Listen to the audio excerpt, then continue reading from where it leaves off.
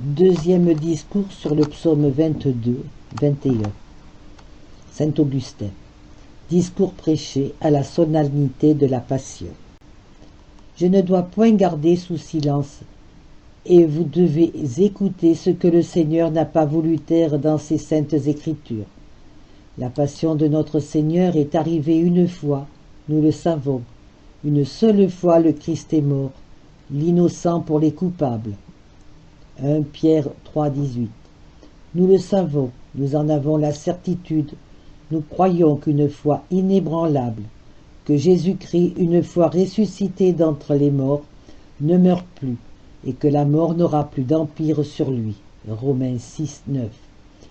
Ainsi l'a dit saint Paul, et de peur que nous ne venions à oublier ce qui s'est fait une fois, nous en célébrons chaque année la mémoire.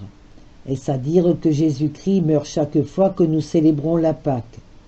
Néanmoins, ce souvenir annuel nous remet en quelque sorte sous les yeux ce qui s'est fait une fois, et nous émeut aussi vivement que si nous voyions le Christ appendu à la croix, non pour lui insulter, mais pour croire en lui. Car à la croix il fut persillé, et on adore aujourd'hui qu'il est dans le ciel. N'est-il plus insulté aujourd'hui? Et avons-nous encore à nous indigner contre les Juifs qui l'ont détourné en dérision à la croix et non dans son règne céleste? Et qui donc se moque aujourd'hui du Christ? Plût à Dieu qu'il n'y en eût qu'un seul, que deux qu'on pût même les compter. Toute la paille qui est dans son air se rit de lui, et le bon grain gémit de le voir le Seigneur insulté. Je veux en gémir avec vous, car voici le temps des pleurs. Nous célébrons la passion du Seigneur, c'est le temps de gémir, le temps de pleurer, le temps de confesser nos fautes et d'en implorer le pardon. Et qui de nous pourrait verser autant de larmes qu'en méritent ces incomparables douleurs?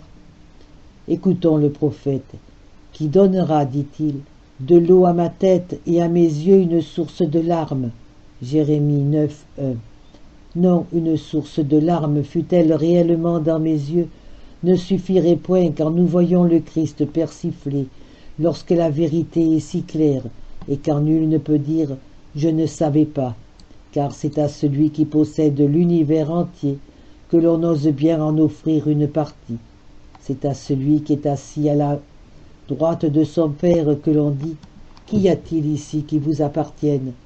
Et au lieu de toute la terre, on ne lui montre que l'Afrique. Que deviennent, mes frères, les paroles que vous venez d'entendre? Que ne pouvons-nous les écrire avec des larmes? Quelle est cette femme qui vient avec des parfums? Matthieu 26, 7. De qui était-elle le symbole? N'était-ce point de l'Église? Que figurait le parfum qu'elle portait?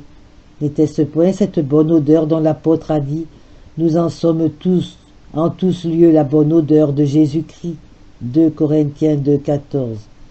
Et saint Paul nous désigne aussi l'Église, car en disant « Nous sommes », il s'adresse aux fidèles, et que leur dit-il? Nous sommes en tout lieu la bonne odeur de Jésus-Christ. Voilà donc saint Paul qui nous dit que les fidèles sont partout la bonne odeur de Jésus-Christ, et l'on ose le contredire. On soutient que l'Afrique seule est une bonne odeur, que le reste du monde n'a qu'une odeur fétide. Qui donc affirme que nous sommes en tout lieu la bonne odeur du Christ? L'Église. C'est cette bonne odeur que figurait ce vase de parfum répandu sur le Sauveur. Voyons si le Christ ne l'atteste pas lui-même, car les hommes zélés pour leur intérêt, avares et voleurs, c'est-à-dire quand Judas disait de ce parfum « Pourquoi le perdre ainsi? On aurait pu vendre ce parfum précieux et en faire le bien des pauvres. » Matthieu 36, 8. Quand il voulait vendre ainsi la bonne odeur de Jésus-Christ, que lui répond le Sauveur? Pourquoi, dit-il, contristez-vous cette femme? Ce qu'elle a fait pour moi est une bonne œuvre. 10. Matthieu 26, 10. Qu'ai-je à dire encore quand le Sauveur ajoute « Partout sera prêché l'Évangile, dans tout l'univers. On dira à la louange de cette femme ce qu'elle vient de faire. Que peut-on ajouter à ces paroles ou en retrancher? Comment prêter l'oreille à ces calomniateurs? Le Seigneur a-t-il menti ou s'est-il trompé? qu'ils choisissent, et qu'ils nous disent ou que la vérité a pu mentir, ou que la vérité a pu se tromper. Partout l'Évangile sera prêché, dit Jésus-Christ, et comme si on lui demandait « Où donc sera-t-il prêché ?» Dans tout l'univers, répond-il. Écoutons notre psaume, voyons s'il parle dans le même sens.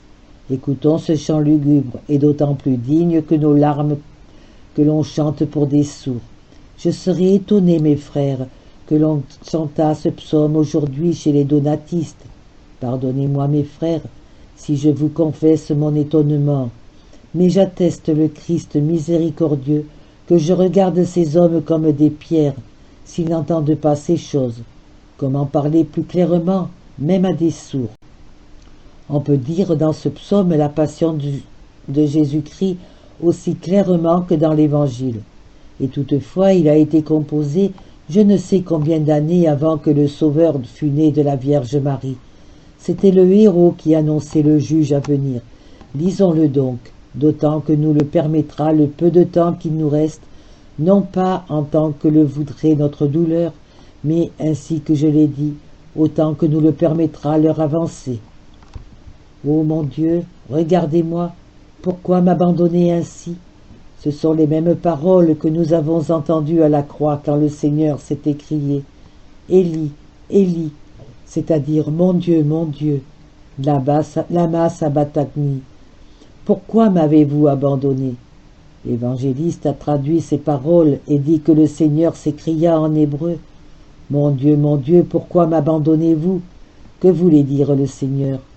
Car Dieu ne l'avait pas abandonné, puisque lui-même est Dieu, que le Fils de Dieu est Dieu, que le Verbe de Dieu est Dieu. Écoutons dans son premier chapitre cet évangéliste qui répandait au dehors la surabondance qu'il avait puisée dans le cœur de Jésus. Jean 23, 23. Voyons si le Christ est Dieu. Au commencement était le Verbe, et le Verbe était en Dieu, et le Verbe était Dieu. Ce Verbe donc qui était Dieu s'est fait chair pour habiter parmi nous. C'est ce Verbe qui était Dieu et qui s'étant fait chair disait pendant qu'il était cloué à la croix « Mon Dieu, jetez les yeux sur moi, pourquoi m'avez-vous abandonné ?» À quoi bon parler de la sorte, sinon parce que nous étions là nous-mêmes et que l'Église est le corps de Jésus-Christ. Éphésiens 1, 23. Pourquoi dire « Mon Dieu, jetez les yeux sur moi, m'auriez-vous donc abandonné ?» Sinon pour stimuler notre attention et nous dire en quelque manière « C'est de moi qu'il est parlé dans ce psaume. Les cris de mes péchés éloignent de moi le salut. » Quel péché avait celui dont il est dit qu'il n'a jamais commis aucune faute et que le mensonge ne s'est point trouvé dans sa bouche. 1 Pierre 2, 23.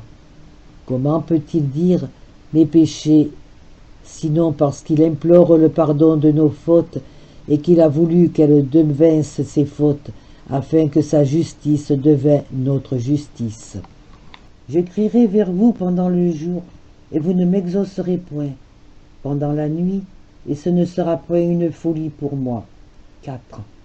Ainsi parle-t-il de lui-même, de vous, de moi, car il parlait au nom de son corps mystique qui est l'Église.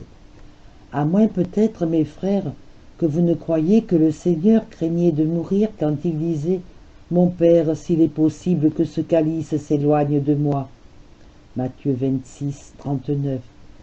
Le soldat n'est pas plus valeureux que le général. Il suffit au serviteur de ressembler au maître. Toutefois, saint Paul, ce champion du roi Jésus, s'écriait « Je me sens pressé des deux côtés. J'ai le vif désir d'être dégagé des liens du corps pour être avec Jésus-Christ. » Philippiens 1, 23. Va-t-il désirer la mort pour être avec le Christ, quand ce même Christ craignait de mourir? Qu'est-ce donc, sinon qu'il portait en lui notre infirmité, et qu'il parlait de la sorte au nom des fidèles déjà établis en son corps mystique, et qui pourraient encore craindre la mort? De là vient que cette prière était la prière des membres, et non du chef. Il en est de même de ces paroles.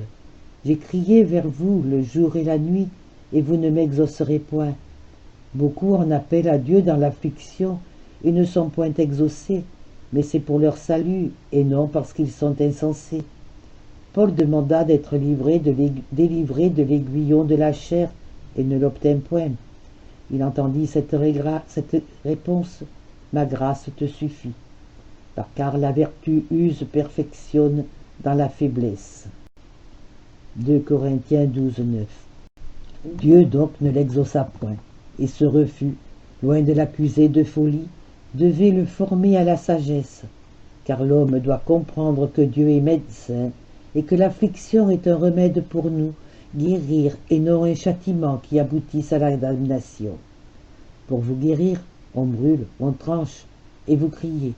Le médecin est sourd à vos désirs, il cherche uniquement à vous guérir. Pour vous, ô gloire d'Israël, vous habitez dans le sanctuaire. 4. Vous habitez en ceux que vous sanctifiez, et à qui vous faites comprendre que si vous repoussez des demandes, c'est pour le bien de ceux qui supplient, et que vous en exaucez d'autres pour leur propre perte. Ce fut pour l'avantage de saint Paul que Dieu rejeta sa prière, et pour la confusion de Satan qu'il accueillit la sienne. Il avait demandé de tenter Jacob, ce qui lui fut accordé. Job 1:11. Il avait demandé de tenter Job, ce qui lui fut accordé. Job 1:11. Les démons demandèrent d'entrer dans les pourceaux, et Jésus le leur permit. Matthieu 8:31. Ainsi les démons sont exaucés. L'apôtre ne l'est pas, mais ils sont exaucés pour leur confusion, et dans l'intérêt de son salut, l'apôtre ne leur fut point. Ce n'est point pour me convaincre de folie. Vous êtes la gloire d'Israël, et vous habitez dans vos seins. Pourquoi n'exaucez-vous pas même ceux qui sont à vous? Mais pourquoi parler ainsi? Souvenez-vous de dire toujours grâce à Dieu devant cette foule d'assistants, et plusieurs sont venus qui ne viennent point d'ordinaire. Je dis donc pour tous que l'affliction n'est pour le chrétien qu'une épreuve, s'il n'abandonne pas le Seigneur. Quand l'homme est heureux au dehors, le chrétien est dans un délaissement intérieur. Le feu est mis à la fournaise, et cette fournaise de l'orfèvre est le symbole d'un grand mystère. Il y a là de l'or, il y a de la paille, il y a du feu qui agit dans un lieu resserré. Le feu est le même, l'effet en est bien différent. Il réduit la paille en cendres et ôte en or ses scories. Ceux en qui habite le Seigneur deviennent ainsi meilleurs par l'affliction. Ils sont éprouvés comme l'or. Si donc le démon, notre ennemi, demande quelqu'un et qu'il l'obtienne de Dieu, alors, soit dans les maladies corporelles, soit dans la perte des biens, soit dans la mort de ses proches, que le chrétien maintienne son cœur entre les mains de celui qui ne l'abandonne et qui ne paraît fermer l'oreille à sa douleur que pour écouter ensuite sa prière avec miséricorde.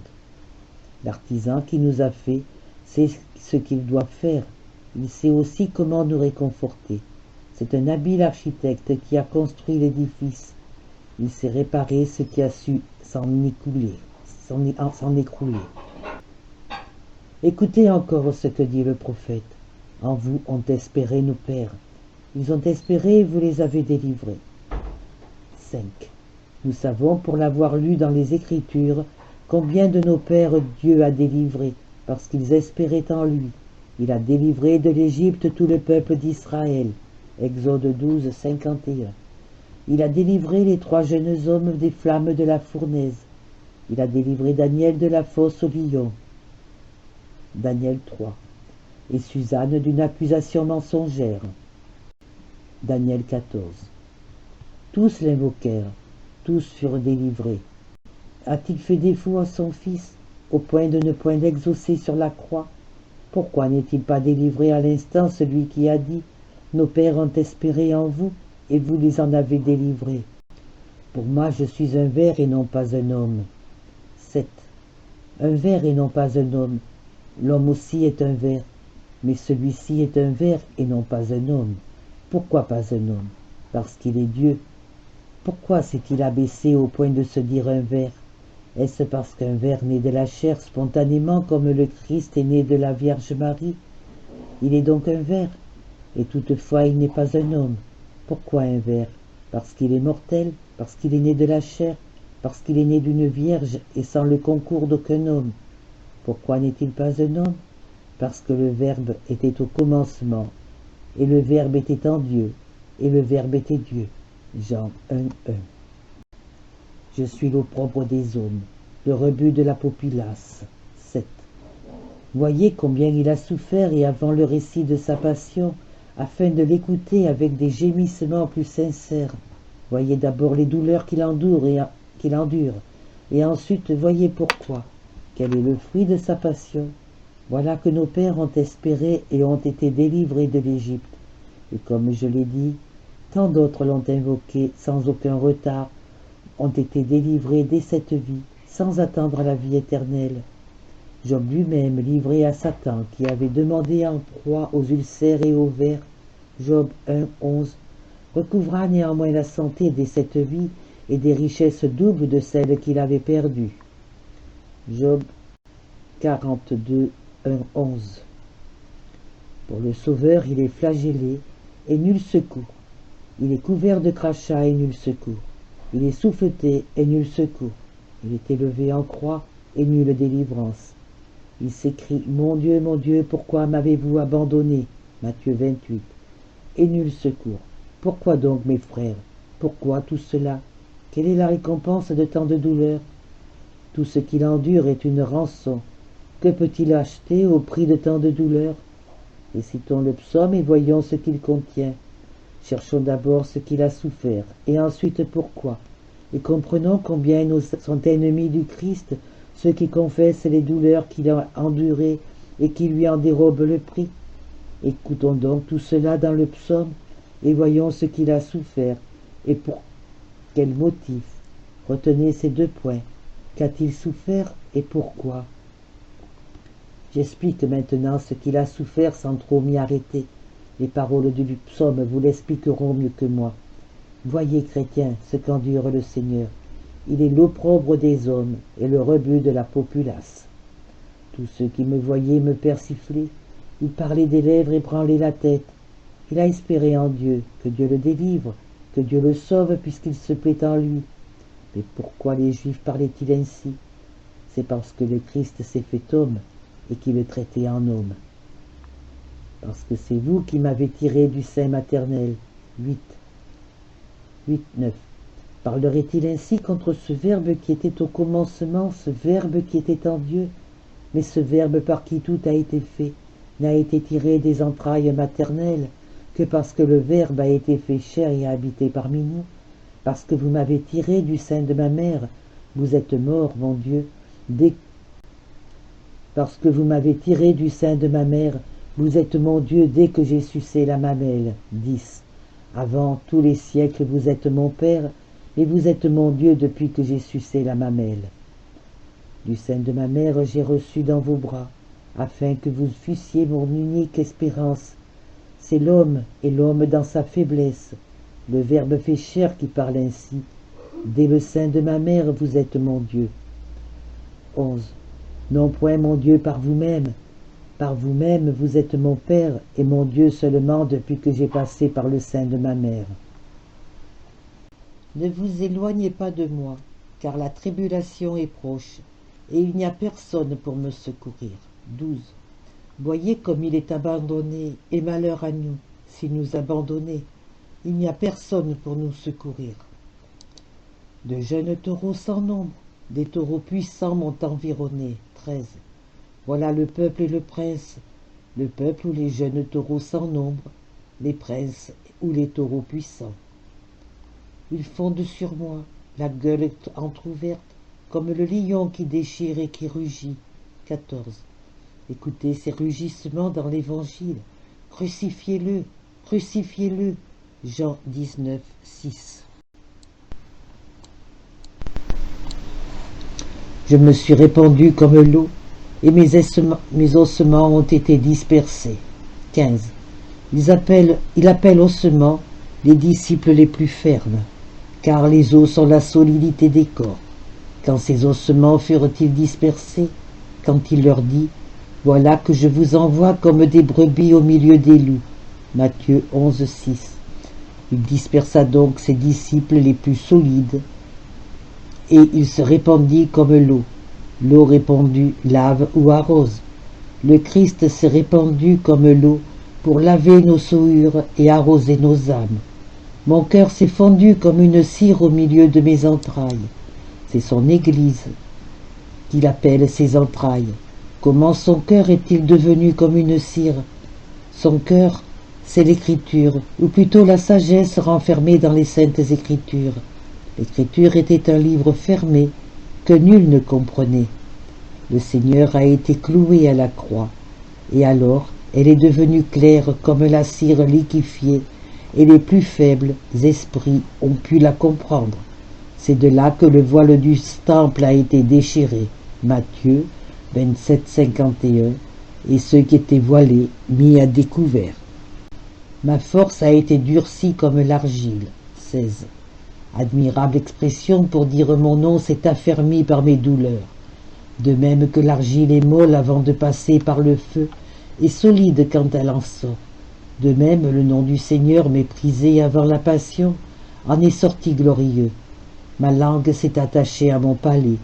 Comme ce membre n'est utile que pour parler, le Sauveur appelle sa langue les prédicateurs, et ils se sont attachés à son palais pour puiser la sagesse dans ses secrètes profondeurs. Et vous m'avez réduit à la poussière de la mort. Voilà qu'une meute de chiens m'environne, que le conseil des méchants m'assiège. 17. Voyez encore l'Évangile, ils ont percé mes mains et mes pieds. Alors s'ouvrirent ses plaies comme un disciple incrédule toucha ses cicatrices. Il avait dit, si je ne mets mon doigt dans la blessure des clous, je ne croirai point. Jésus lui dit alors, venez, mettez votre doigt, ô incrédule. Il y mit la main, et il s'écria, mon Seigneur et mon Dieu. Et Jésus, parce que tu m'as vu, tu as cru. Bienheureux ceux qui croient sans voir. Ils ont percé mes mains et mes pieds. Ils ont compté tous mes os. 18. Quand il était étendu sur la croix, on ne peut mieux exprimer l'extension du corps sur la croix qu'en disant « Ils ont compté tous mes os ». Ils m'ont regardé, ils m'ont considéré attentivement. 19. Ils ont considéré mais sans comprendre, ils ont regardé mais sans voir. Leurs yeux voyaient la chair, mais leur cœur ne s'élevait pas plus jusqu'au Verbe. Ils se sont partagés mes vêtements. Ces vêtements sont les sacrements. Remarquez, mes frères, que ces vêtements ou ces sacrements ont bien pu être divisés par l'hérésie, mais il y avait là une robe que nul ne peut diviser. Ils ont tiré ma robe au sort. Il y avait là, dit l'évangéliste, sa tunique issue d'en haut, Jean 19, 27. Donc tissée dans le ciel, tissée par le Père, tissée par l'Esprit Saint. Quelle est cette robe sinon la charité que l'on ne peut partager? Quelle est cette robe sinon l'unité? On la tire au sort parce qu'on ne peut la diviser. Les hérétiques ont bien pu diviser les sacrements, mais non diviser la charité. Impuissants à la partager, ils se sont retirés, mais elle demeure dans son intégrité.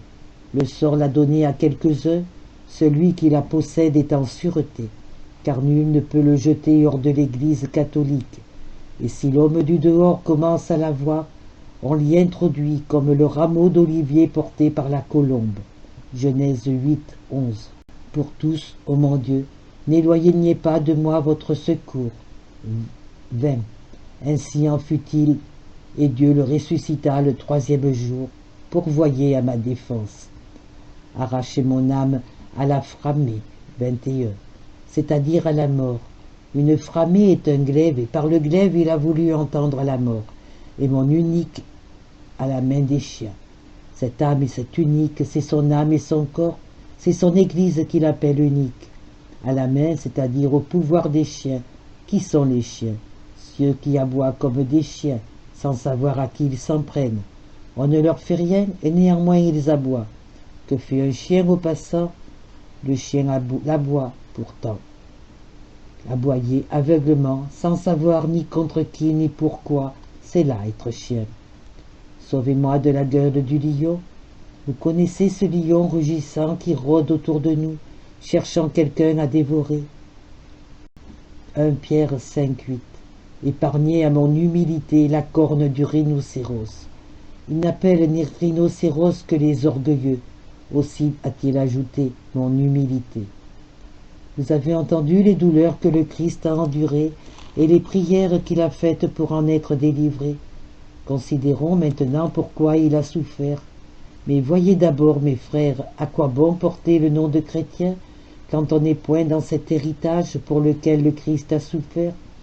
Nous avons entendu ce qu'il a enduré, qu'on compta ses os, qu'on le tourna en dérision, qu'on partagea ses vêtements, qu'on tira sa robe au sort, qu'on dispersa ses ossements.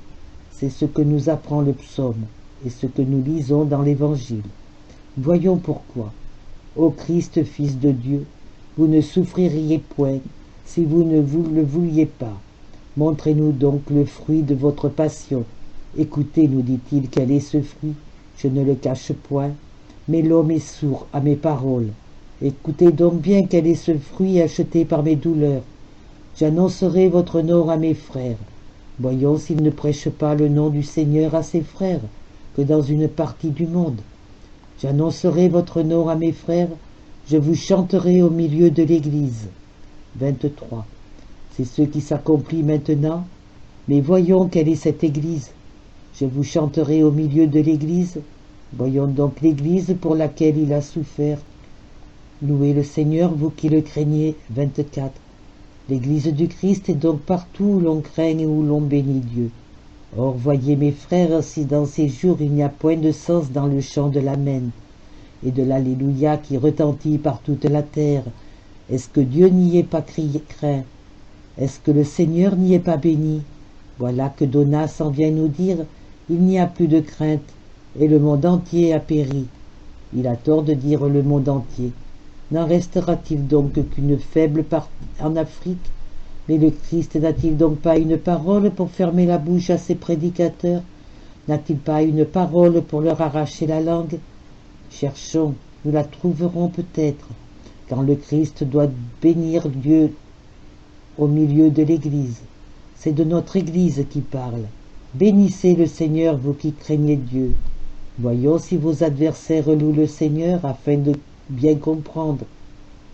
Si c'est bien d'eux qu'il parle, s'il est béni dans leur Église, comment bénissent-ils le Christ, ceux qui prêchent qu'il a perdu toute la terre, que le diable l'a conquise sur lui, qu'il ne lui en reste qu'une partie? Mais voyons encore, et que le psaume parle avec plus de clarté, qu'il explique avec plus d'évidence, qu'il n'y ait plus de besoin d'interprétation, qu'il ne reste aucun doute. Glorifiez-le, race entière de Jacob. Peut-être diront-ils encore, c'est nous qui sommes la race de Jacob. Voyons s'ils sont en effet cette race. Qu'ils soient craints de toute la postérité d'Israël. 25. Qu'ils disent encore qu'ils sont la race d'Israël. Nous leur permettons de dire, car il n'a point méprisé ni rejeté la prière des pauvres. De quels pauvres? De ceux qui ne présumaient point d'eux-mêmes. Jugeons par là s'ils sont pauvres, ceux qui disent, nous sommes justes, quand Jésus-Christ lui-même dit, les cris de mes péchés éloignent de moi le salut. Verset 2. Mais qu'ils disent encore ce qui leur plaira, il n'a point détourné de moi son visage, et quand je criais vers lui, il m'a exaucé. 25. En quoi l'a-t-il exaucé? Pour quel motif? Vous êtes l'objet de ma louange. 26. Il met sa gloire en Dieu pour apprendre à ne point présumer de l'homme. Qu'ils disent encore ce qu'ils voudront. Déjà ils commencent à sentir l'effet du feu qui s'approche, car nul ne peut se dérober à sa chaleur. 7. Psaume 19, 18, 7. Qu'ils disent encore, nous ne présumons pas non plus en nous-mêmes, et c'est en Dieu que nous mettons notre gloire. Qu'ils disent même, je chanterai vos louanges dans une grande assemblée. Il me semble qu'ici le Christ les touche au cœur. Qu'est-ce, mes frères, qu'une grande église? Appellerait-on grande église un coin de terre? Une grande église, c'est l'univers entier. Quelqu'un voudrait-il contredire le Christ? Voici vos paroles, ô Christ. Je chanterai vos louanges dans une grande église. Dites-nous donc quelle est cette église. Vous êtes resserrés dans un coin de l'Afrique. Vous avez perdu le monde entier. Vous avez versé votre sang pour nous tous. Mais l'ennemi a envahi vos domaines. Si nous parlions ainsi, mes frères, c'est comme pour l'interroger, car nous savons ce qu'il y aurait à répondre. Supposons néanmoins que nous ignorons ce qu'il dit. Sa réponse n'est-elle point « Attendez, je vais parler de manière à lever tous les doutes. Écoutons donc ce qu'il va dire. Pour moi, je voulais prononcer et ne point laisser aux hommes la liberté d'interpréter cette parole du Christ dans une grande église. Et tu viens me dire qu'il est resserré à l'une des extrémités. Ils oseront encore nous dire « Notre assemblée est grande ». Que dites-vous de Bagaï et de Tamugad? Si le Christ n'a plus un mot pour les confondre, ils diront que la Numidie seule est cette grande église. Voyons encore, écoutons Jésus-Christ. J'accomplirai mes vœux en présence de ceux qui le craignent. 26. Quels sont les vœux du Christ? Le sacrifice qu'il offrit à Dieu. Savez-vous quel sacrifice? Les fidèles savent les vœux accomplis par le Christ en présence de ceux qui le craignent, car voici ce qui suit. Les pauvres mangeront et seront rassasiés. 27. Bienheureux donc ces pauvres qui mangent ainsi pour être rassasiés. Donc les pauvres mangent. Quant aux riches, ils ne sont pas rassasiés parce qu'ils n'ont pas faim. Les pauvres mangeront. Il était un pauvre, ce Pierre le pécheur, et Jean cet autre pécheur, et Jacques son frère, Matthieu 4, 18, et même le publicain Matthieu, Matthieu 9, 9. Ils étaient des pauvres, tous ces autres qui mangèrent, et qui furent rassasiés parce qu'ils souffrirent comme la victime qu'ils mangeaient, car le Christ a donné ses douleurs comme il a donné ses festins. C'est celui qui souffre comme lui qui est rassasié. Les pauvres l'imitent car ils souffrent pour lui suivre les traces de Jésus-Christ. Ces pauvres mangeront. Comment sont-ils pauvres? C'est qu'ils louent le Seigneur, ceux qui le recherchent. Les riches se louent eux-mêmes, les pauvres louent le Seigneur. Comment donc sont-ils pauvres? C'est qu'ils bénissent le Seigneur, qu'ils recherchent le Seigneur, et que le Seigneur est le trésor des pauvres. D'où vient que leur maison est dénuée, tandis que leur cœur est plein de richesses? Que le riche travaille à remplir ses coffres, et le pauvre cherche à remplir son cœur. Et quand leur cœur est enrichi, ils bénissent le Seigneur, ceux qui le recherchent. Voyez, mes frères, en quoi consiste la richesse de ces vrais pauvres. Elle ne loge ni dans les coffres, ni dans les greniers, ni dans tes celliers. Leurs cœurs vivront dans l'éternité. Écoutez-moi donc, mes frères, le Christ a souffert, il a enduré tout ce que vous avez entendu. Nous avons cherché le but de ses douleurs, et il s'est mis à nous dire « J'annoncerai votre nom à mes frères, je vous chanterai au milieu de l'Église. » Mais il réplique « Nous sommes cette Église, qu'il soit redouté dans la postérité d'Israël. » Et eux de dire « Nous sommes la postérité d'Israël. » Il n'a point rejeté ni dédaigné la prière des pauvres. Ils disent encore « Nous sommes ces pauvres. » Il n'a pas détourné de moi son visage. Jésus-Christ, notre Seigneur, n'a pas détourné sa face de lui-même ou de son corps qui est l'Église. En vous est ma louange, et vous voulez vous louer vous-même. Mais nous répondront-ils, c'est bien lui que nous chantions aussi. Je remplirai mes vœux en présence de ceux qui le craignent. Les fidèles savent que c'est un sacrifice de paix, un sacrifice de charité, le sacrifice de son corps. Nous ne pouvons aujourd'hui nous étendre à ce sujet. Je remplirai mes vœux devant ceux qui me craignent. Mangez, publicains, mangez, pécheurs, mangez, imitez le Seigneur, souffrez et vous serez rassasiés. Le Seigneur lui-même est mort, les pauvres meurent à leur tour, et la mort des disciples vient s'ajouter à la mort du Maître. Pourquoi? Montrez-moi l'utilité. Les extrémités de la terre se ressouviendront du Seigneur et se tourneront vers lui. 30. Hélas, mes frères, pourquoi nous demander ce que nous répondrons aux partisans de Donat? Ce psaume que nous lisons ici aujourd'hui se dit encore aujourd'hui chez eux.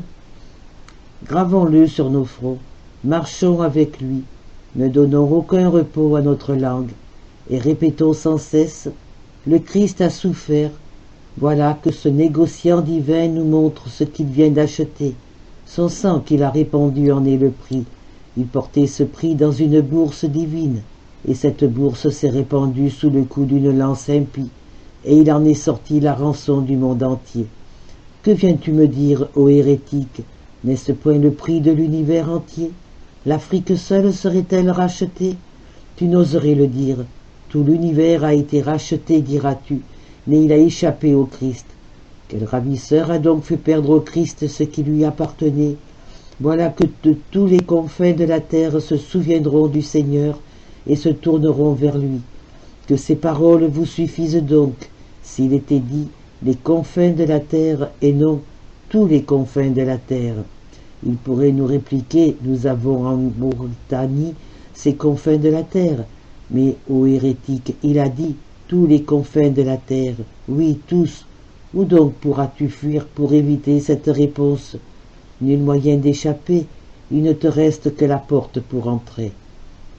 Toutefois, mes frères, je ne veux pas établir une dispute de peur que l'on attribue quelque valeur à mon discours. Écoutez donc le psaume et lisez-le. Voilà que le Christ a souffert, son sang est répandu. Voilà d'une part le Rédempteur et d'autre part la rançon. Qu'on me dise l'objet racheté. Mais pourquoi le demander, puisque on pourrait me répondre, ô insensé, à quoi bon les questions? Tu as un livre, et dans ce livre le prix de la rançon et l'objet racheté. Vous pourrez y lire, tous les confins de la terre se souviendront du Seigneur et se tourneront vers lui. Oui, les confins de la terre s'en souviendront, mais les hérétiques l'ont oublié. Aussi le leur dit-on chaque année. Croyez-vous qu'ils prêtent l'oreille quand le lecteur répète « Tous les confins de la terre se souviendront du Seigneur et se tourneront vers lui » Mais ce n'est peut-être qu'un verset, et vous aviez l'esprit distrait, ou vous parliez aux voisins quand on a lu ce passage. Voyez pourtant comme il le répète et force les sourds à d'entendre. Toutes les nations de la terre se prosterneront pour l'adorer. Il est encore sourd et n'entend pas plus. Frappons de nouveau. Au Seigneur appartient l'empire, et il dominera les nations. Retenez bien, mes frères, ces 3 versets. Aujourd'hui, on les chante aussi chez eux, à moins qu'ils ne les aient effacés. Pour moi, mes frères, je suis tellement frappé, tellement hors de moi-même, qu'une telle surdité, une telle dureté de cœur me jette dans la stupeur, et je me prends à douter quelquefois s'ils ont ces passages dans leurs livres.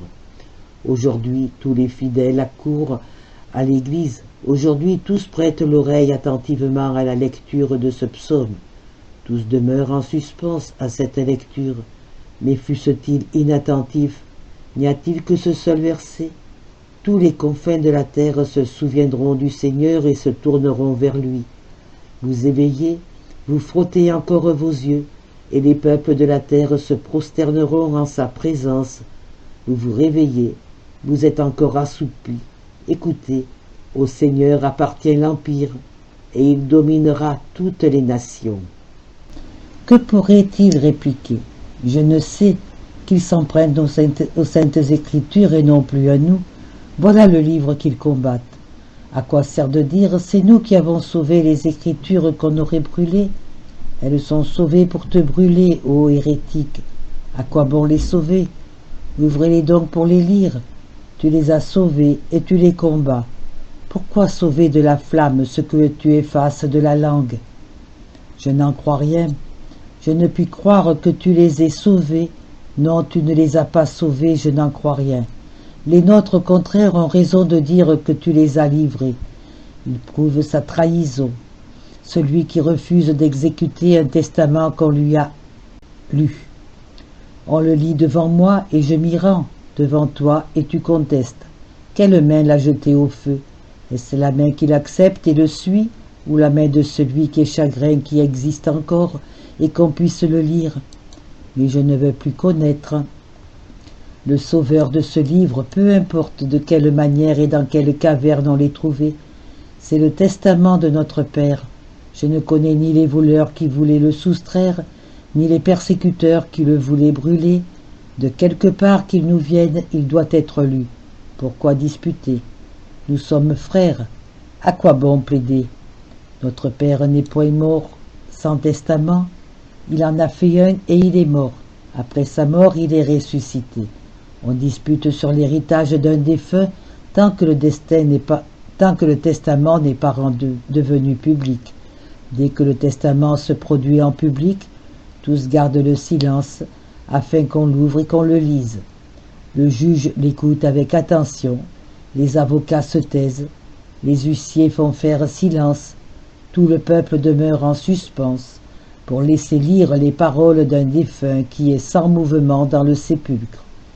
Cet homme est donc sans vie sous la pierre, mais ses paroles ont une valeur, et c'est quand Jésus-Christ est assis dans le ciel que l'on conteste son testament. Ouvrez donc et lisons. Nous sommes frères, pourquoi ces disputes? Soyons plus paisibles, notre Père ne nous a pas laissés sans testament, et celui qui a fait ce testament vit dans l'éternité. Il entend nos voix, il connaît celle qui est à lui. Lisons donc, à quoi bon disputer? Prenons possession de l'héritage quand nous l'aurons trouvé.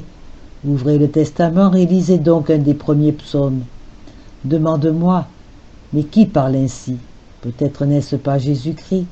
Vous avez encore au même endroit, le Seigneur m'a dit, vous êtes mon fils, c'est aujourd'hui que je vous ai engendré.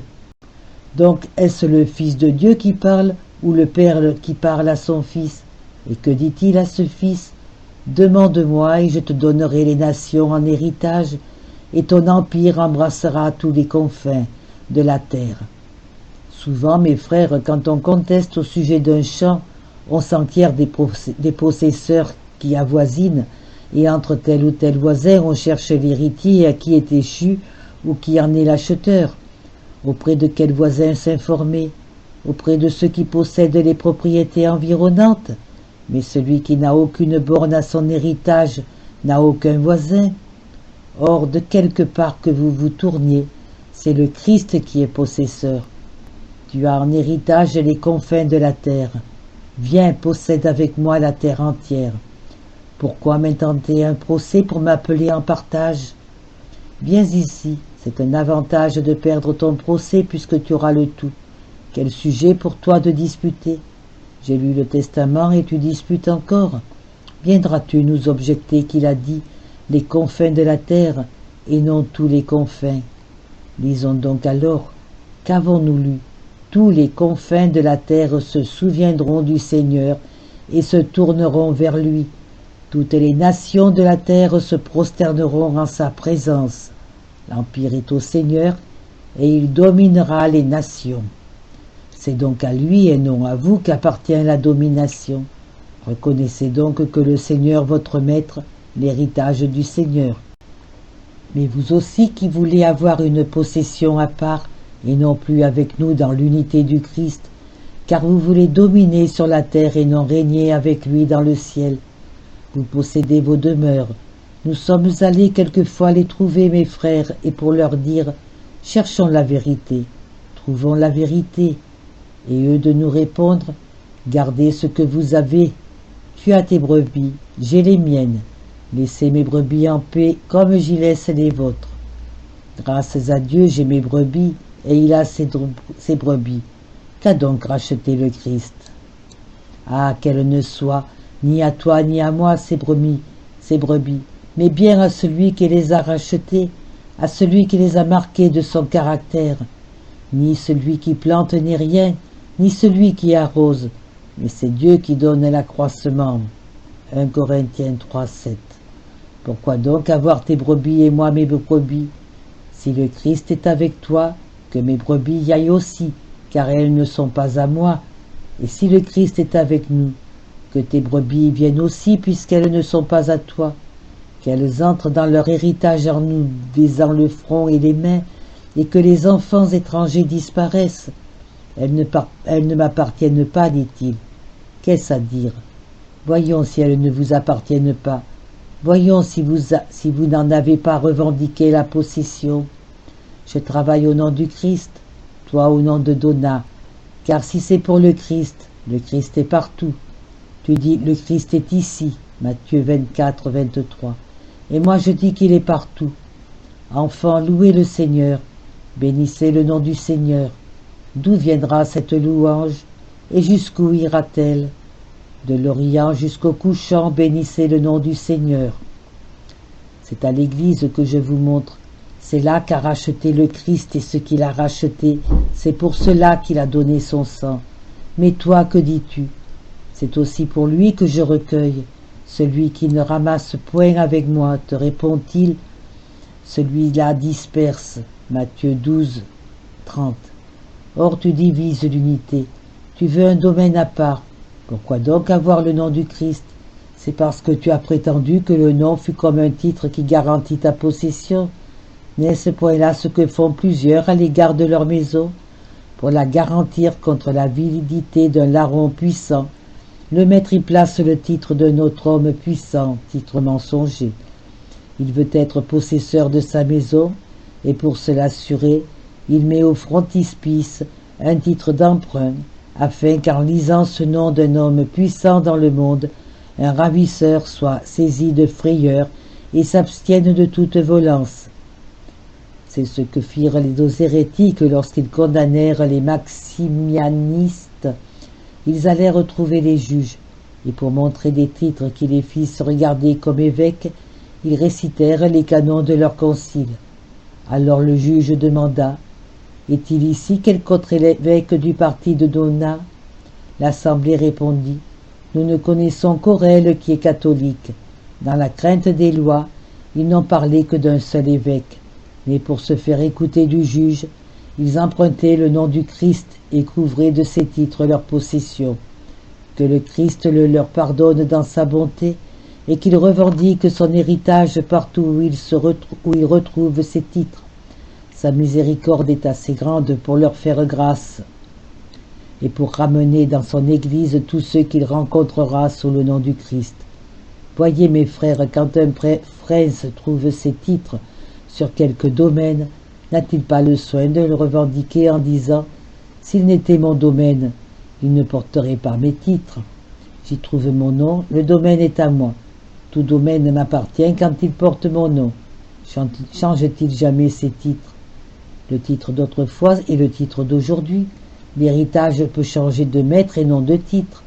De même, quand ceux qui ont reçu le baptême du Christ reviennent à l'unité, nous ne changeons pas les titres, nous ne les effaçons pas, mais nous reconnaissons les titres de notre roi, le nom de notre prince.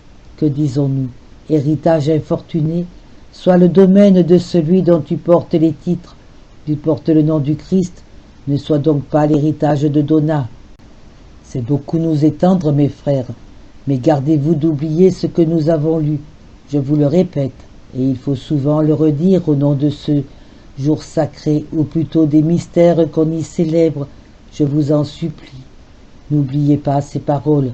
Toutes les nations de la terre se souviendront du Seigneur et se tourneront vers lui. Tous les peuples de la terre se prosterneront en sa présence. L'Empire est au Seigneur, et il dominera les peuples. En face d'un titre si clair, si authentique de la possession du Christ, fermez l'oreille aux paroles d'un imposteur. Toute contradiction est la parole d'un homme, ceci est la parole de Dieu.